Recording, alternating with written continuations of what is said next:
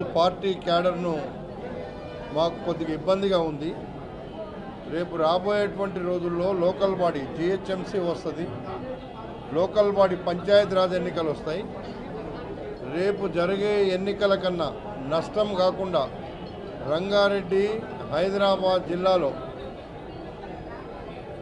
ప్రభుత్వం వచ్చినాక కూడా ప్రాతినిధ్యం లేకుండా పోయింది కాబట్టి న్యాయంగా రేపు అధిష్టాన వర్గానికి ఇక్కడ పోవడానికి కారణాలేంది, ఇక్కడ ఆర్గనైజేషన్ ఎందుకు లేదు, 10 జిల్లాలలో 12 మంది మంత్రులు ఉంటే